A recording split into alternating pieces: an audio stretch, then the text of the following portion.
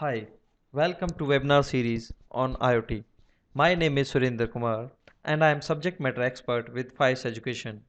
Today's webinar is on Intel IoT Development Kit, that is also called IoT DevKit. Before starting of this webinar, let's have recap of previous webinar which was on familiarization with Intel Galileo Gen 2 development board and its applications in IoT. So in previous webinar, we discussed about Internet of Things and its architecture. Then we talked about role of processors in development of IoT and we focused on low power processors. Then we talked about different IoT gateways available, then Galileo development board, its specifications. Then we talked about wireless technologies available in the market for establishing connection between different devices wirelessly. Then we talked about features and scope of Galileo. Then we talked about some examples that are IoT based solutions. So in today's webinar, we will discuss technology dimension and IoT architecture. Then we will talk about the IoT value chain and platforms. Then we will talk about IoT value added solutions and services. Then system software support for Intel Galileo Gen 2 board. Then we will discuss physical significance of IoT DevKit. Then we will talk about how to build a SD card image. Then accessing Linux terminal of Intel Galileo Gen 2 board. So if we talk about the new technology dimension, it focuses basically on three areas. First is the anytime connection, second is any place connection, and third is anything connection. So in anytime connection, connection on the move, outdoor or indoor, daytime or nighttime, it is irrespective of time. So anytime the device is to be connected. Second is any place connection. Any place connection on the move, outdoor, indoor, with PC or without PC. So similarly, we talk about anything connection. It is PC to PC connection, human to machine connection, human to human connection, machine to machine connection, and we can say thing to thing connection. Now we talk about what is this thing means over here. What things can be connected? So thing can be anything, whatever we are using in day-to-day life, in industries, in medical.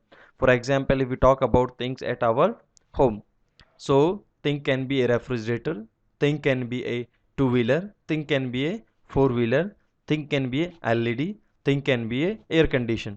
So all these things can be connected and we can monitor and we can visualize the operations of these things.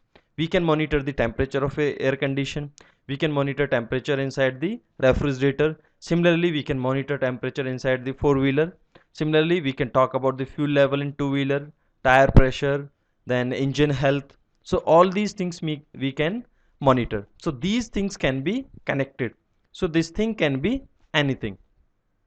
So if we talk about IoT evolution, so before discussing the things into the detail, let's see a small video on IoT evolution.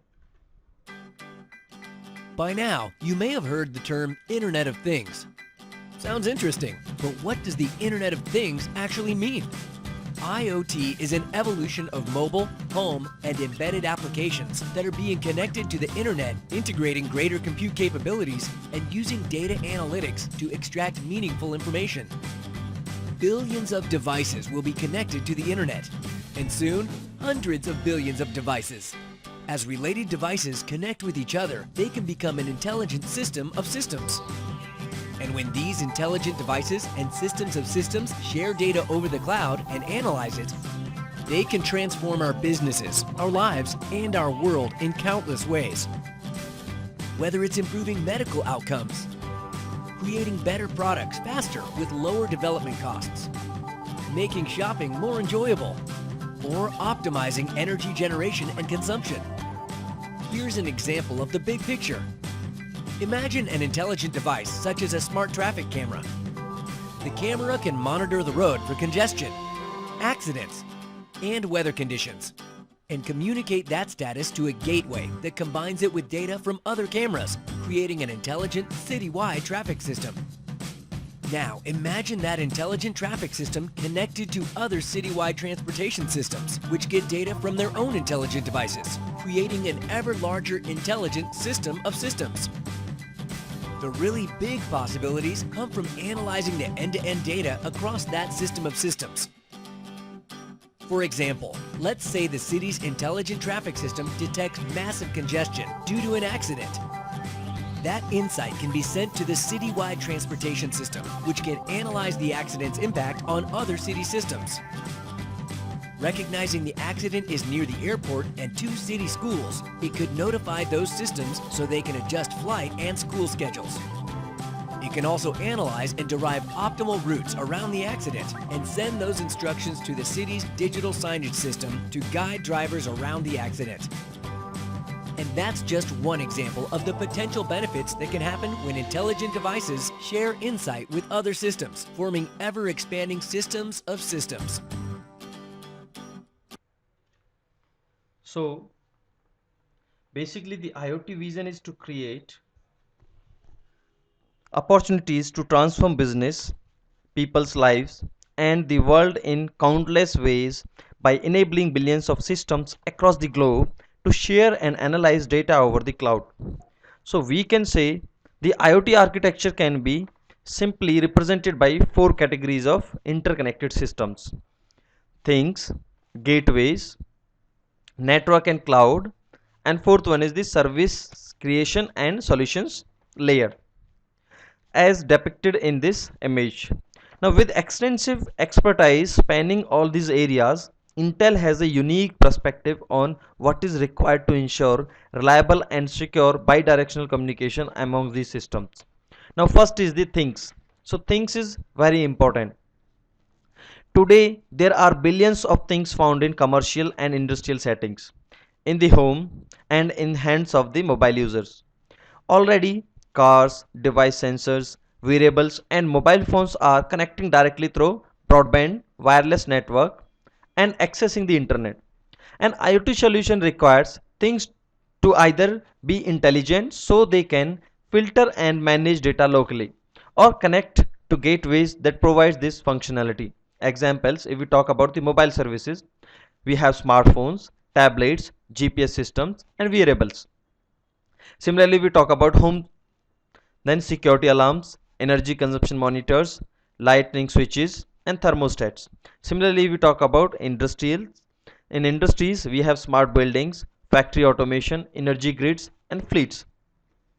Now, next block is nothing but the gateways. So, if we talk about the gateways, a major barrier to realizing the full promise of IoT is that around 85% of existing things were not designed to connect to the internet and cannot share data with the cloud.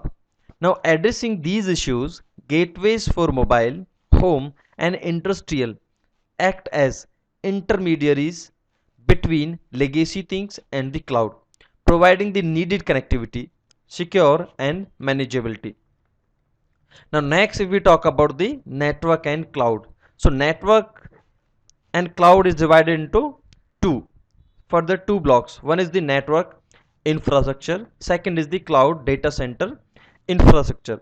So, if we talk about the network infrastructure, the internet is a global system of interconnected IP networks that link computer systems together. This network infrastructure, comprising routers, aggregators, gateways, repeaters, and other devices that control data traffic flow, also connect to telecom and cable networks, for example 3G, 4G, LTE operated by service providers. Similarly, we talk about data centers. Data centers and cloud infrastructure contains large pool of virtualized servers and storage that are networked together. So, supporting IoT. This infrastructure runs applications that analyze data from devices and sensors in order to generate actionable information used for services and decision making. So, last, if we talk about service creation and solutions layer, getting to market faster and realizing the full value of IoT things on orchestrating the assembly and analysis of data from legacy systems and existing business assets, helping provide the capability. Intel brought together industry recognized leaders in application programming interface, that is called API management softwares. Example, Mashri and Ipana. So if we talk about the IoT value chain and platforms, so in previous sections we have already discussed IoT touches a wide variety of systems requiring the IoT ecosystems to deliver a broad assortment of capabilities shown by the value chain in this figure. So if we talk about value chain figure, we have first is the circle that contains relatively standard components starting with ingredients such as processors, modules, operating system and security software. So original design manufacturers use these components to build boards and that end up in devices delivered by original equipment manufacturers. Next, these rather generic products are turned into industry specific solutions when system integrators incorporate application and data analytics software among other specialty elements. Network services like mobile broadband provide the connectivity between devices and cloud services, which use analytics and application software to turn raw data into the useful information. So the Intel product and technology portfolio provides ODMs and OEM system integrators, application developers, and network and cloud services providers with functional fundamental capabilities for end-to-end IoT solution as described in the coming topics. So if we talk about Intel building blocks for things, so basically Intel is having four these four platforms and processors. So first processor is Intel SoC processor, Intel Quark processor, that is a SoC system on chip, and that same processor is being used by the Intel Galileo Gen 2 board. So basically Intel Quark SoC X1000 processor is a family of low power system on chips that is ideal when low power and size take priority over higher performance. These 32-bit single core Intel architecture compatible CPU operates at speed of up to 400 MHz. Similarly, we talk about the Atom processor. Provides low power and thermally efficient application performance in small form factor devices. The processor features enhanced media and graphics performance, error correcting code, industrial temperature range, built-in security and integrated image signal processing. So basically one more board is there that is called Intel Edison that uses Intel Atom processor as well as the Intel Quark processor. So we have basically two development boards that Intel has developed for IoT applications, and first is called Intel Galileo Gen 2 board and second is called Intel Edison board. Now next processor is Intel Core processor. So if we talk about Intel Core processors that delivers exceptional compute, graphics and media performance along with enhanced security and input output flexibility. And next one is the Intel Xeon processor. So Intel Xeon processors are designed for compute intensive applications that demand the highest available performance, combining multi-core performance and exceptional compute density and hardware based manageability, security, virtualization and power management. So these are all are the four platform that four processors basically that Intel has developed and users or engineers or design engineers developers can use as per the application starting from low power up to the Xeon. So there is a trade-off between performance and the power consumption of the processors. So basically Intel Galileo Gen 2 board is best suitable for the IoT applications as the cost is also low and power consumption is also very low. So the value added IoT services and solutions, Intel has divided into four layers. So Intel has assembled interoperable core software and services capabilities as foundation for IoT based on API management that can help businesses, integrators and the larger IoT ecosystem jumpstart their IoT deployments. This foundation provides IoT management and control through implementation of services creation and vertical solution layers as depicted in this image. So in order to realize true value of IoT, businesses should focus on the value added services they can assemble from data derived from IoT and how they can combine this data with their legacy system and business assets. It is this data mashup that is happening across the verticals and where true innovation of IoT is occurring. So any number of unique IoT business strategies and go-to-market business models can be empowered, whether they are internal, external, mobile or channel partner focused. So Intel is delivering the core IoT software layer to help orchestrate the assembly of finished vertical solutions.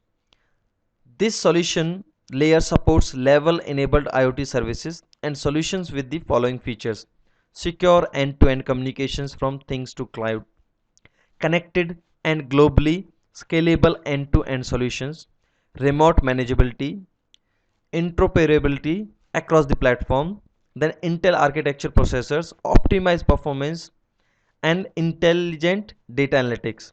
This core IoT software layer creates a foundation for connected IoT by providing the following capabilities: connect and protect, securely connect and remotely manage things with real-time gateways, control use using secure APIs to foster interoperability. Then second is configure and manage, remotely manage complete solutions from edge to data center with a consistent user experience. The next is data services and analytics, securely transmit, store and analyze big data using world-class data center technology while utilizing intelligent algorithm at the edge of the optimized performance. Similarly, service enablement via developer engagement. Unlock the power of community innovation for IoT by proactively engaging developers through developer outreach and API portals. Rapid service creation. So quickly and easily enable process integration, mash up IoT API data with existing systems and broker APIs with partners, all through API creation and management. So basically, this is the solution divided into the four layers. So one is the vertical solution layer that focused the area where the IoT will be helpful in retail, transportation, industry, medical, communication, energy. Second is the services creation layer. Example, data as a service, cloud service broker, other business services, then ecosystem or partner services. Then we have core IoT services where configure and manage, analytics and insights, connect and protect, providing secure connection, rapid services creation as per the demand, and enable and deliver. Similarly, IoT devices and networks, things, gateways, network and cloud. So basically all these things, gateway, network and cloud, they are connected with the help of some connectivity that wireless or can be wired. Similarly, all these systems are integrated with the help of software and operating system. For example, WindRiver, VxWorks, Linux, Yocto and some other softwares are also there. So in this webinar, our focus is basically for the software support of Intel Galileo Gen 2 board. So basically Intel Galileo Gen 2 board supports two operating systems. One is the Poke Linux and second is the IoT DevKit. Poke Linux is a smaller version of Linux that is installed on board memory of 8 MB and it supports only Arduino APIs. So only Arduino library support is there with the Poke Linux. And if we talk about IoT DevKit, and that is also called Yocto Linux, and it is a bigger version of Linux and that supports wide range of OPIs and it is installed on the micro SD card. So you need to boot your board from micro SD card, then only you will be working with the Yocto Linux or accessing the Yocto Linux. So if similarly the Intel has developed or as providing wide range of platform to develop IoT based applications based on Intel Galileo Gen 1, Gen 2 board as well as the Intel Edition Arduino development board. So if we talk about the software support from the Intel, then we have Intel XD IoT Edition that is used to program board using JavaScripting. Then we have Eclipse IDE that if developers want to develop or write a program using C and C++. Then we have Arduino IDE using Arduino APIs. Then we have Lodrin that uses the visual programming and then cloud analytics or Meshery. So if our operating system providing support for all these softwares that Intel has developed, then that will call the IoT DevKit or Yocto Linux. So basically, Yocto Linux has all the libraries required for supporting these softwares, and this is called Intel IoT DevKit. So we can now clearly say what is the difference between Poky and Yocto Linux. So if we talk about the Poky Linux, it is a smaller version of the Linux that is installed onboard memory of 8 MB flash. So basically it supports only Arduino. And if we talk about Yocto Linux, that is also called IoT DevKit, that is to be installed on micro SD card, and the board has to be booted from the micro SD card. So basically it supports Wi-Fi applications, Python, JavaScripting, OpenCV, that is Open Computer Vision used for the image processing. Then we have Secure Shell, SSH. Then we have also Advanced Linux Sound Architecture, V4L2, Video for Linux version 2. So basically all the libraries that are required for supporting all these things, Wi-Fi, different programming languages, then networking applications, then sound systems and the videos. So that all are available in the Yocto Linux, or also called IoT DevKit. So what is the physical significance of IoT DevKit? Why IoT DevKit is very important? Why do we need a micro SD card with an Linux image? So answers are very simple. First, easily we can store applications permanently. So if you are booting your board from IoT DevKit or Yocto Linux that is installed on micro SD card, you can store these programs permanently on your board. If you are not booting from SD card, you are booting from onboard memory, then whatever program you are burning on the board, whatever program you are uploading on the board will not be stored permanently. If you remove the power, the program will be vanished. So if we want to develop a system, we want to design a system, and that system is autonomous, obviously we need to have a system where we need to upload program only once, and later on it should work efficiently. So again we need to require micro SD card with an Linux image on it. Other than that, provides extra libraries and bindings to support multiple programming languages. For example, C, C++, then JavaScripting, then Python, Velodrine, and other than these programming languages, we have support for uh, sound systems, then we have support for video, then we have support for Wi-Fi, then we have support for the OpenCV, that is image processing, also called Open Computer Vision.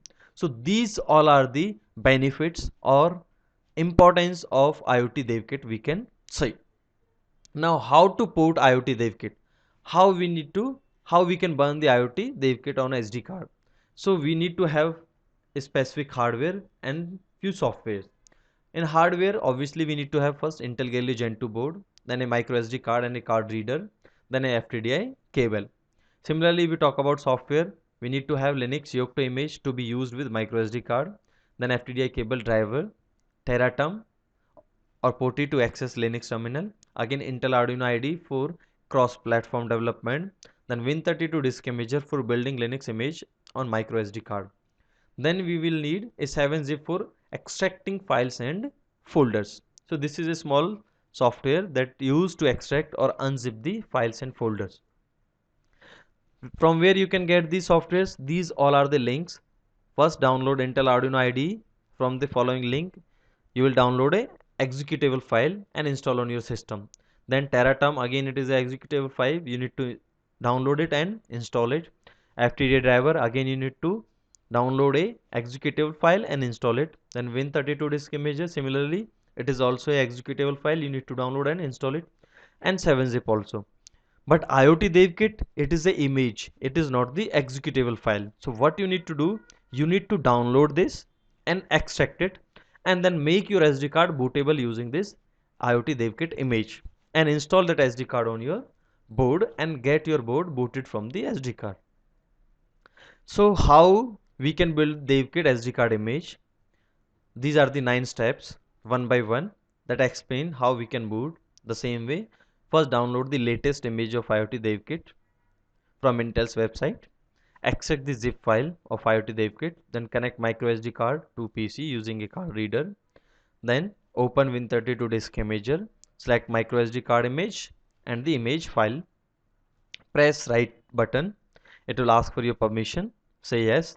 Wait for few minutes until you see a successful write message.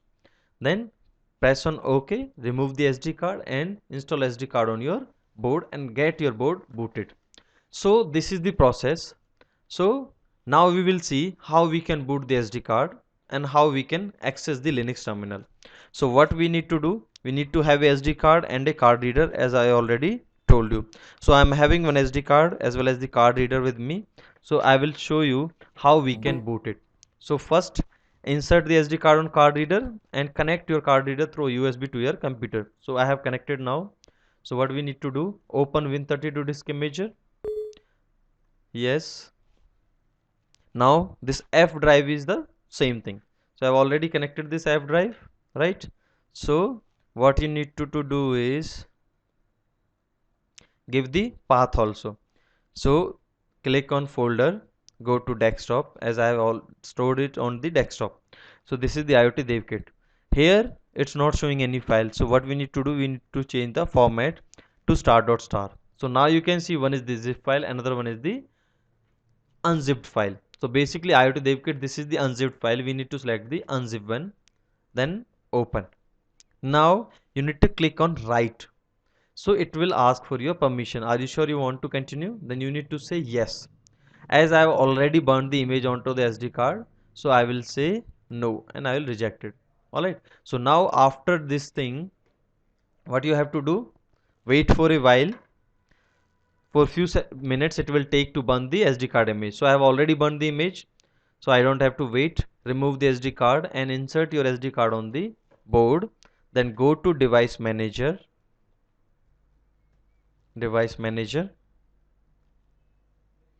Go to the ports. Can you see in the ports? Yeah, it's there. And note down the COM port where it shows USB serial port. So COM port is 9. Now after noting down this COM port, open Tera Term. I've already installed the software. Click on serial. Which COM it was? It was COM 9. Press on OK. Now we need to change the baud rate. Go to serial port, setup, then serial port. COM 9 is there and we need to change this baud rate from 9600 to 11500. Click on OK. Now the setup is done. Now what we have to do, we have to turn on the board. So I haven't connected board with the power. Now I am connecting with the power. It will take few seconds to boot the board. Now wait for a while. It will show you the boot options. So now it is asking for the boot options. Press enter. Now it is asking from where you want to get it boot, from the onboard memory or from the SD card. So if you will not decide within few seconds, by default it will get it boot from the SD card. So now the Galileo is booting from the SD card. So it is the same way like our system turns on, it executes certain files. So it is doing the same thing. So it will take few seconds only to get it boot from the micro SD card, and then it will ask for the login. So you can clear the screen. Just hold on. It is asking for login. Press login, name is root. So now you are in home directory. Press clear, type clear to clear the screen. So now you are in home directory, and you can, if you want, you can increase the font size. Go to setup, font, if it is not visible. So generally you can make it bold also and increase to 14. Press enter. Now you can see this negation sign over here. This negation indicates you are in home directory, not in the root directory. Basically main directory, two directories are there. One is the home, another one is the root directory. So if second command is ls, that is list all files and folders in current directory. So we are in home. So let's see how many files and folders are there in the home directory. Press enter. No files and folders are there in the home directory. So we have to change the directory from home to the root directory. So changing directory, simple command is cd, that is change directory, space slash.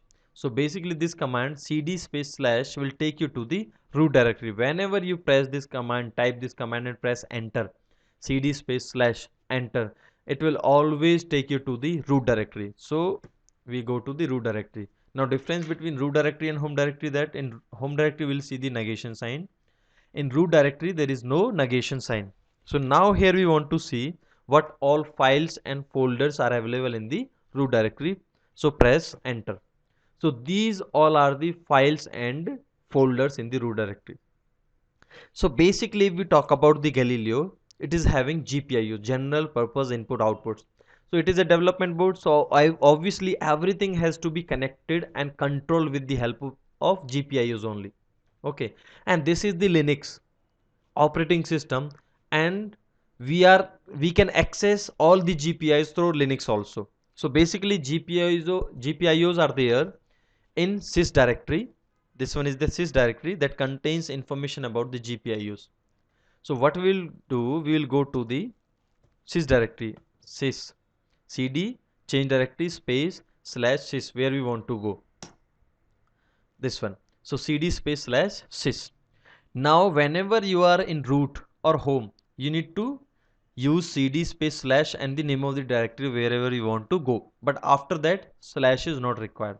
Now let's see ls, what all files and folders are there in the sys directory. So we can say block, bus, class, dev, devices, firmware, fs, kernel, module, power. These all are the files and folders in the sys directory. Now the GPIO information is there in the class. So what we need to do, cd space class, we need to go to the class directory. Now see, now we are in class. Now again you can see what all files and folders are there in the class directory. So these all are files and folders are available. So can you see this GPIO over here, this one? So GPIO is there. So now what we need to go, we need to go to the GPIO, cd space GPIO. Now press ls. Now you can see export GPIO 63. All these are the pins over there available, files and folders in the GPIO directory. So what we need to do, if any GPIO is not available, so we can see only two GPIOs are there. First GPIO is 63, second GPIO is 47, then other we have GPIO chips and other files and folders. So one is unexport, another one is the export. So if any GPIO or pin is not there in this folder, so what we have to do, we have to export the GPIO first. So exporting command is that echo. So basically one pin is there on board, that is pin number 13. So that is 13 is a digital pin. So on 13 on board, one LED is connected. The name of that LED is L. So we want to access the GPIO where the LED is connected. So basically on board the pin number is 13, but in Linux it is mapped with GPIO 31. So the pin number 13 on board basically is GPIO 31 in the Linux. So but in GPIO we can't see that GPIO 31 over here. So what we have to do, we have to export that GPIO first, and then we can access the GPIO. So exporting command is echo space -n, then double quotes the number of GPIO 31, then redirectional operator space sys space, or we can here we can directly write export, I think. Let me check. Export, yeah. Now let's say ls. Now GPIO 31 is being exported over here. So if you are in the GPIO directory, then you need to type only this command, this one only. But if you are in root directory, let's say cd space slash, you are in the root directory, then you have to type this command as well as the complete path. So the command is echo space -n, then number of GPIO, for example 31, then the complete path after this redirectional operator. Complete path is sys, then we have class, then we have GPIO, then GPIO. After in GPIO what we have, export. So after that we need to add the export. This command you need to type. So basically we have already exported this image, this file, right? So Now we can unexport also. If you want, then press unexport. See, now it is unexported. Now again we can export also. After unexporting, now it won't show, it is busy, so it is exported. Now what we can do, we can directly also go to this cd space sys. We'll check whether it is there or not. Cd space sys class, then GPIO. Now in GPIO, now save ls. Yeah, 31 is there. So you can clear the screen. Clear. Now ls GPIO 31 is there. Now we want to read what is written over there in the GPIO 31, or what all are there. So cd space, first we have to access this file GPIO 31. So basically in Linux, everything, Linux treated as a file system. It treats everything as a file system only, whether it is a GPIO or whether it is a file also. So we have to access one file who is GPIO 31. So what all are there in GPIO 31, we can check. So now we are in GPIO 31. Now type ls to see all files and folders available in GPIO 31. So it's a active low, device, direction, drive, power, subsystem, events and value. So basically we need to check direction, whether it is a input or output, and we can change also. Similarly the value, what is there. So basically it is a active low pin, means in Linux it is a file. So it is a active low file, 0 will be there. So first we will check what is the direction. So we have to read the direction. So reading cat is the command in Linux to read something, read any file. So cat, we have to read the direction, read direction. So it is a in. So what you can do, you can change this also. How we can change? Echo space out, then redirection operator, then direction. Press enter. Now read this again, cat, whether it is changed from into out or not. Cat direction. Now you have changed this as a out also. Now this GPI 31 can be acting as a output pin. So it can act both as input also as output also, but you have to fix the direction first. So now I have changed the direction to out. Alright. Similarly, we want to read the value. What can be there on this GPI 31? It is a digital pin. So 0 can be there or 1 can be there. Let's see what is there. So it is active low. We should get 0 first. So cat value, read this file value, what is written over there. 0 is there. Okay. You can change also. How you can change? Simply echo space. You can make it high, or let's say write 1 slash value. Now can we read it again? Cat value, it is 1 there, right? And you can see on the board also this LED L is on. So you can change from 1 to 0 also. So simply change this 1 to 0 and you will see the LED L will turn off. Press enter, LED L is off now. Alright. So this is how you can access all the GPIOs of this board, or of Linux, using Linux on this board, right? Similarly, one more command is there. As I already told you, we'll be having that lecture or this separate webinar on connecting with the Wi-Fi. Alright, but again I can show you one required with conman CTL. It is a service that we require to connect with the Wi-Fi. So conman CTL is there in this. Alright, so but this is not there on the onboard memory. So this is when we are accessing the Linux terminal of Yocto image or IoT DevKit image. Now if you want to see what is the difference between Linux Yocto image and the Poki image, so you can remove the SD card. I have removed the SD card, that's why it's showing this type of error. And after removing the SD card, just reboot your board. So one reboot button is there on the board. Just reboot, press that button and get your board rebooted. So I am rebooting now. Now the board is getting reboot. Now you can see over here only one option is there. Mass storage is not there. Okay, so just press enter. Now it is getting boot from the as the onboard memory. So again it will take few seconds. The same thing, it is booting from Poki Linux. Just wait for a second. Yeah, again it will ask. Now login. Can you see what it is asking? It is asking for Clanton login.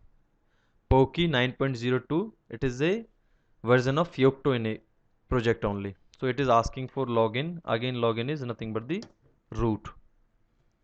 So clear. Now you can see root at the rate Clanton. So but when we were there, when we were booting this board from the SD card, it was showing root at the rate Galileo. So now we are in the Clanton. So whenever you are getting boot from Poky Linux or onboard memory, it will show you Clanton. Whenever you are booting from IoT DevKit or SD card, then it will show you the Galileo.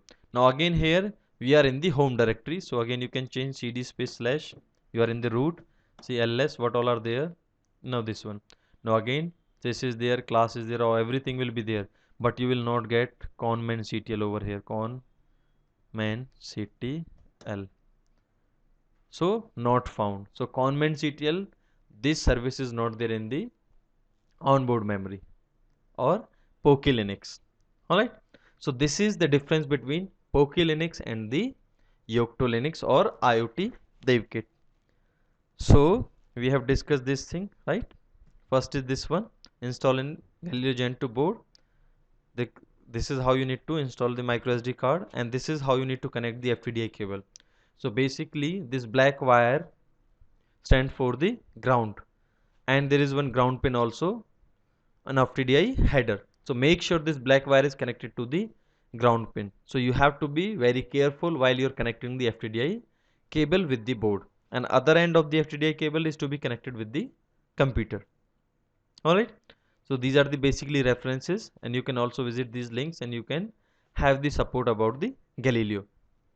Please contact us, Foundation for Innovation and Collaborative Education, info@fice.in. You can write us at mentor@fice.in. So both email IDs are there, info@fice.in, mentor@fice.in. You can write us over there any queries, and like us on our Facebook page. Link is given, and you can visit our website also, www.fice.in.